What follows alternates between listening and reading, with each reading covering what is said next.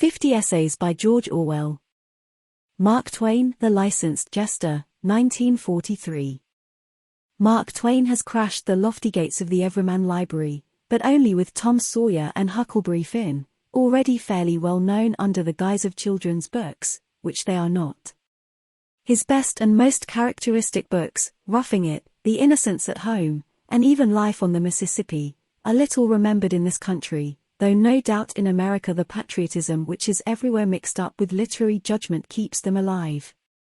Although Mark Twain produced a surprising variety of books, ranging from a namby-pamby life of Joan of Arc to a pamphlet so obscene that it has never been publicly printed, all that is best in his work centers about the Mississippi River and the wild mining towns of the West. Born in 1835, he came of a Southern family, a family just rich enough to own one or perhaps two slaves. He had had his youth and early manhood in the Golden Age of America, the period when the Great Plains were opened up, when wealth and opportunity seemed limitless, and human beings felt free, indeed were free, as they had never been before and may not be again for centuries. Life on the Mississippi and the two other books that I have mentioned are a ragbag of anecdotes, scenic descriptions, and social history, both serious and burlesque, but they have a central theme which could perhaps be put into these words: this is how human beings behave when they are not frightened of the sack. In writing these books, Mark Twain is not consciously writing a hymn to liberty. Primarily he is interested in character, in the fantastic, almost lunatic variations which human nature is capable of when economic pressure and tradition are both removed from it.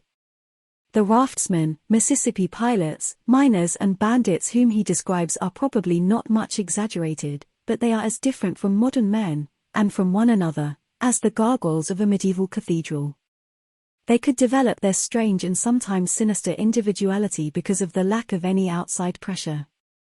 The state hardly existed, the churches were weak and spoke with many voices, and land was to be had for the taking.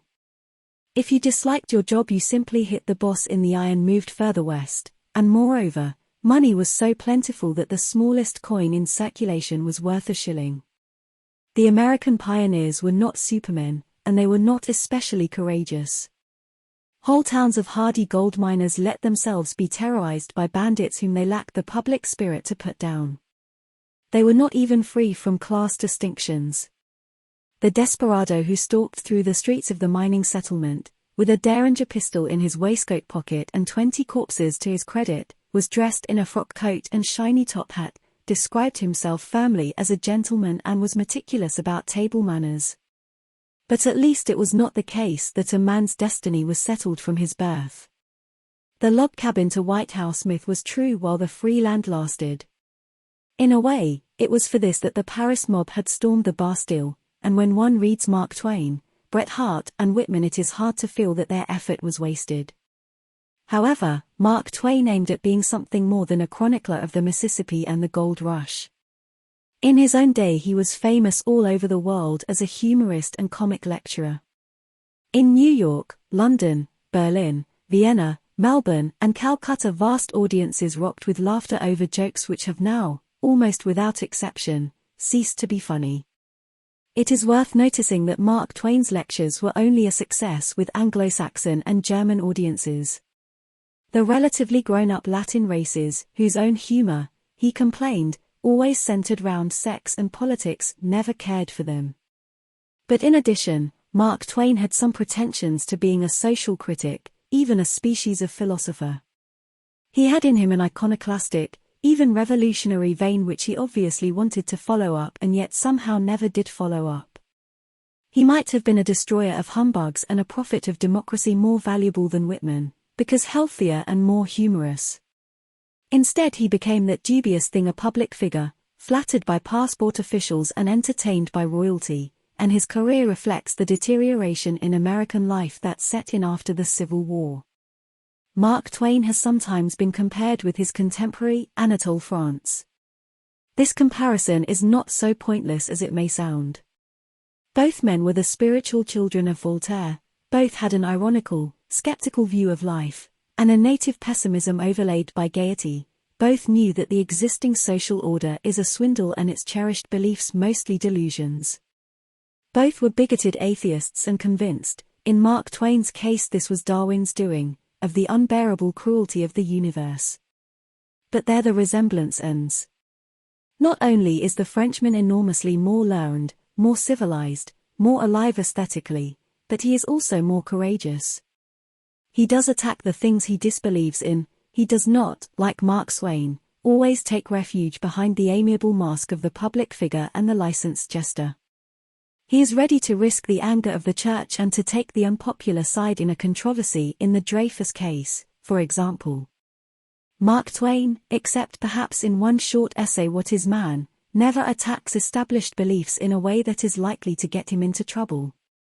Nor could he ever wean himself from the notion, which is perhaps especially an American notion, that success and virtue are the same thing.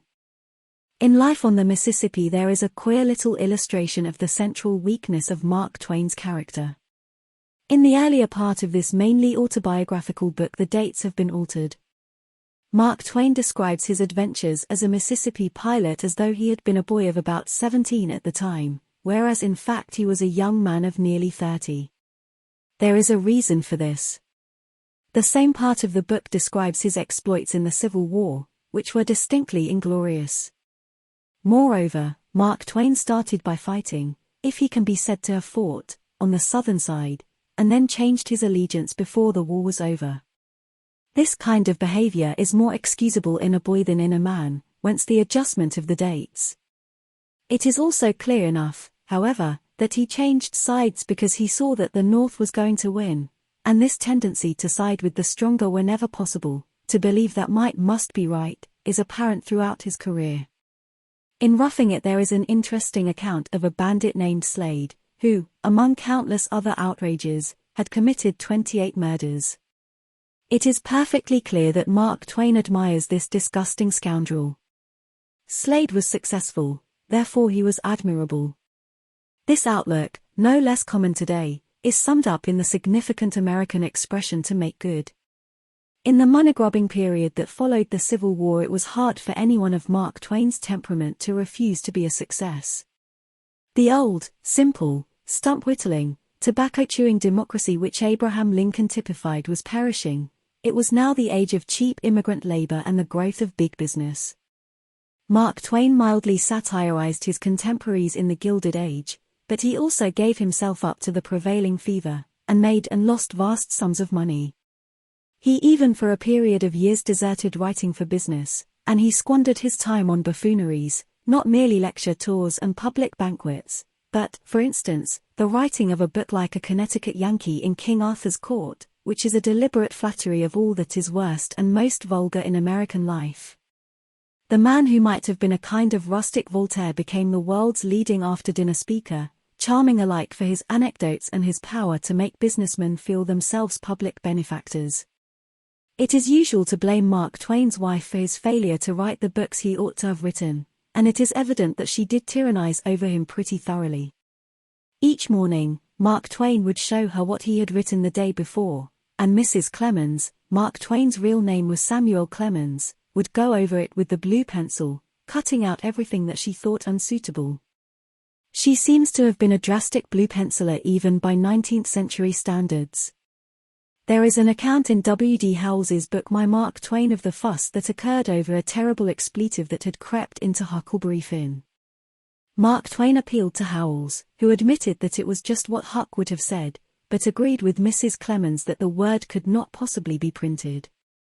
The word was hell. Nevertheless, no writer is really the intellectual slave of his wife. Mrs. Clemens could not have stopped Mark Twain writing any book he really wanted to write. She may have made his surrender to society easier, but the surrender happened because of that flaw in his own nature, his inability to despise success. Several of Mark Twain's books are bound to survive, because they contain invaluable social history. His life covered the great period of American expansion. When he was a child it was a normal day's outing to go with a picnic lunch and watch the hanging of an abolitionist, and when he died the aeroplane was ceasing to be a novelty. This period in America produced relatively little literature, and but for Mark Twain our picture of a Mississippi paddle steamer, or a stagecoach crossing the plains, would be much dimmer than it is. But most people who have studied his work have come away with a feeling that he might have done something more. He gives all the while a strange impression of being about to say something and then funking it, so that life on the Mississippi and the rest of them seem to be haunted by the ghost of a greater and much more coherent book. Significantly, he starts his autobiography by remarking that a man's inner life is indescribable. We do not know what he would have said. It is just possible that the unprocurable pamphlet, 1601, would supply a clue, but we may guess that it would have wrecked his reputation and reduced his income to reasonable proportions.